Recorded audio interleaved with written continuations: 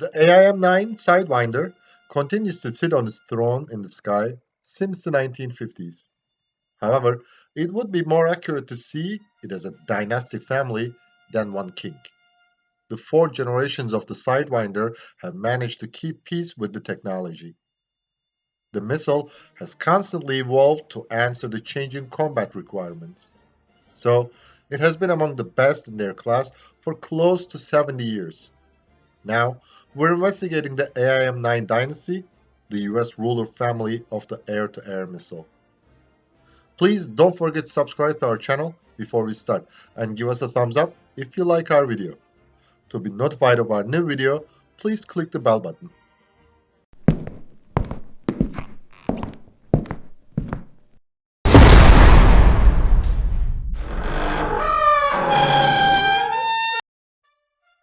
Indeed, the AIM-9 Sidewinder is not the name of a missile. It is the name of a missile family that includes four generations. As one of the pioneers in the field of air-to-air missiles, the Sidewinder has also guided the evolution of the combat concepts of this weapon system. For this reason, these four generations are different from each other, both in terms of technology and mission definition. Actually, the Sidewinder was not born as a dogfight weapon. To better understand its birth story, it will be useful to take a brief look at the history of air-to-air missiles. The heavy bombers used during the Second World War had high defensive capability. Even the US B-17s became famous as flying fortresses. The Luftwaffe was suffering heavy losses in interception missions.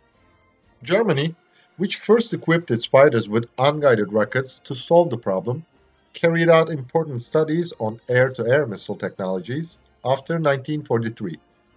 This way, the Luftwaffe's interceptors could attack the Allied bombers very accurately beyond the range of heavy machine guns and cannons. However, a game-changing system like the Ruch-style X-4 didn't pass the prototype stage until the end of the war. After the end of the war, the victors brought many German engineers and their work to their countries.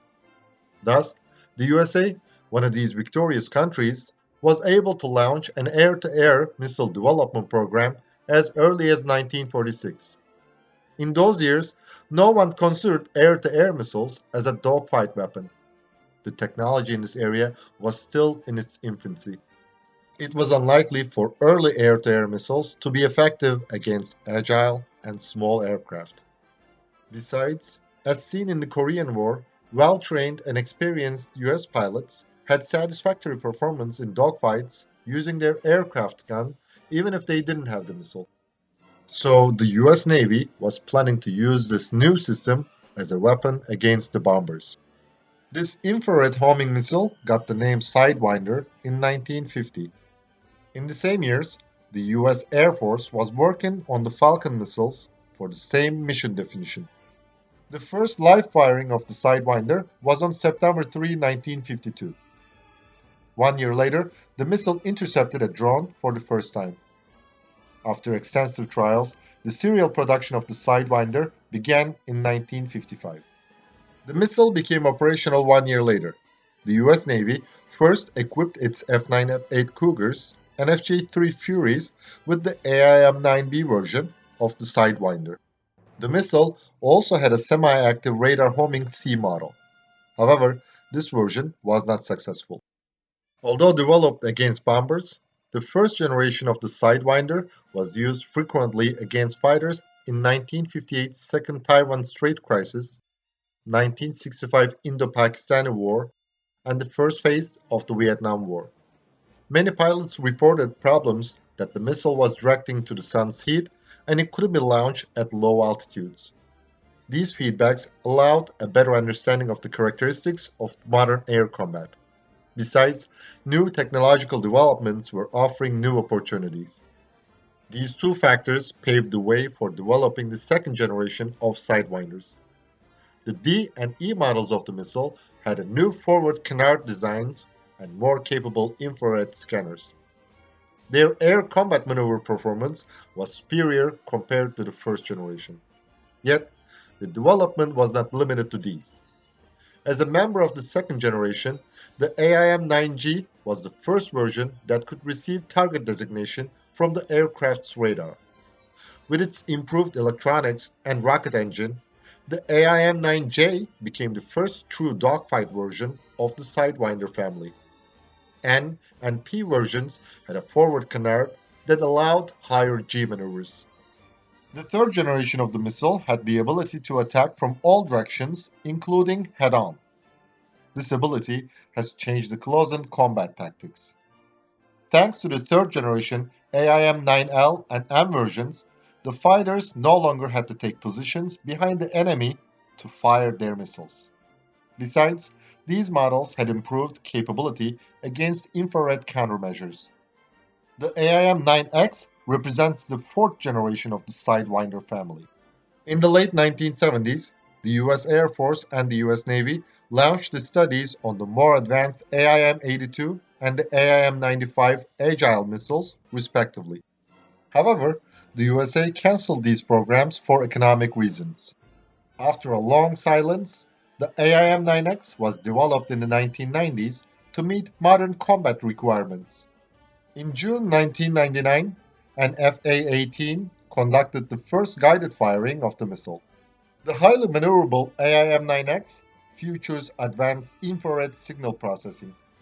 It has higher resistance against advanced countermeasure systems. Thanks to its compatibility with helmet-mounted displays and its imaging infrared focal plane array seeker, this version is capable of locking onto a target that is in its field of regard up to 90 degrees off bore side. The AIM-9X has a built-in test feature to aid in maintenance and reliability. Its safe and arm device is electronic. The missile has the vectored thrust to increase maneuverability and accuracy. The four vanes inside the exhaust move as the fins move. The infrared homing AIM-9X has an 11.3 kilogram blast fragmentation high explosive warhead. Its maximum effective range is 26 kilometers. The maximum speed of the missile is over Mach 2.6. The AIM-9X has a solid fuel rocket engine. It has a length of 3 meters and a diameter of 127 millimeters. The weight of the missile is 85 kilograms. There are some Sidewinder versions other than air-to-air. For example, the AGM-122 Sidearm. It was a rebuilt version of the AIM-9C as an answer to the US Navy's demand for a cheaper and lighter anti-radiation missile. The MIM-72 Chaparral is a mobile air defense system that uses the Sidewinder missiles. There was also a ship-based version. During the Vietnam War, the USA needed a lightweight air defense system that could be deployed on surface combatants operating in the region.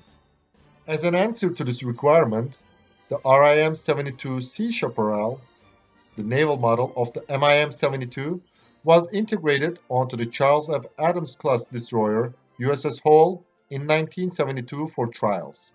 After trials, the US Navy did not accept the system. Yet, the Taiwanese Navy has used the Sea Chaparral on many of its surface combatants. The Sidewinder gained its first combat experience during the 1958 Second Taiwan Strait crisis. The Taiwanese F-86 Sabres, equipped with this missile, had a great impact on the Chinese MiG-15 and MiG-17s. In 2 days, 10 aircraft were the victims of the Sidewinders. So, China had to end its air raids. During this conflict, an AIM-9B fired from Taiwanese F-86 hit a Chinese MiG-17 without exploding. The aircraft managed to return its base. This captured Sidewinder sent to the USSR. The Soviet engineers developed the K-13, whose NATO reporting name is AA-2 Atoll, by reverse engineering this missile. The Sidewinder was used extensively during the Vietnam War. The US Air Force was using the AIM-4 Falcon at the beginning of the war.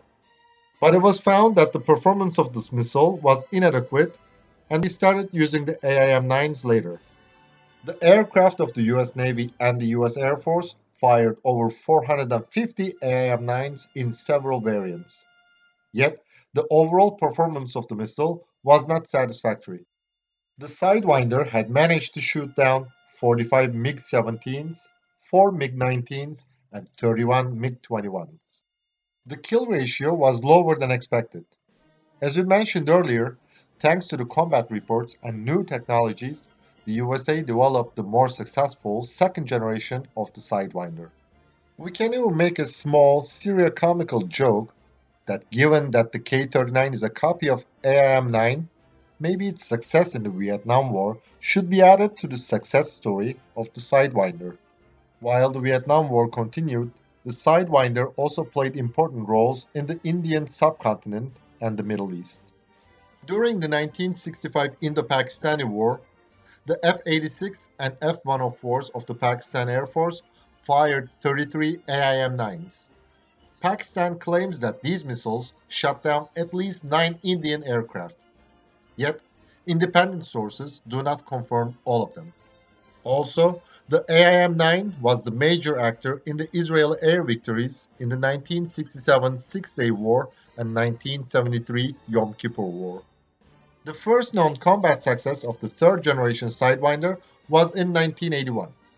Two F-14s of the US Navy fired their AIM-9Ls against two Libyan Su-22s in the Gulf of Sidra in 1981 and shut them down successfully. The Sidewinders fought against each other in the 1982 Falklands War. The British had advantages such as well-trained pilots, the superior dogfighting capability of the Sea Harrier, and the third generation AIM-9L. The courageous Argentine pilots tried to respond to this deadly trio with the first generation AIM-9Bs. The result was no surprise. The Fleet Air Arm unquestionably dominated the dogfights. The Harriers fired 27 Sidewinders over the South Atlantic. Some sources claim that these missiles scored 20 kills and 3 other possible kills during the war. Other sources claim that AIM-9Ls shot 17 Argentine aircraft down and scored 2 shared kills. During the Iran-Iraq War, only 81 of the 454 Sidewinders fired by the Islamic Republic of Iran Air Force managed to shoot down an Iraqi aircraft. During the Soviet invasion of Afghanistan, the Soviet aircraft constantly invaded Pakistani airspace. In 1986, an AIM-9 missile fired from a Pakistani F-16 shot down a Soviet Su-25. When Saddam Hussein invaded Kuwait, the Sidewinder once again fought in the Middle East. The AIM-9s shot down 11 Iraqi Air Force aircraft in the 1991 Gulf War.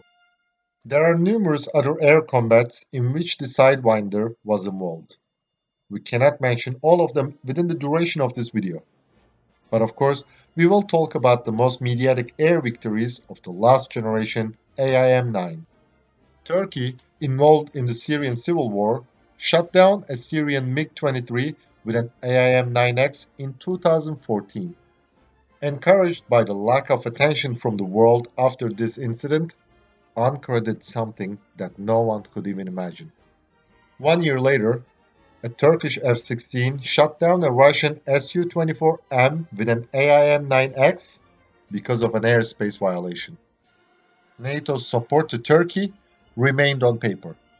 No one wanted to go to war with Russia for this daring act of Turkey.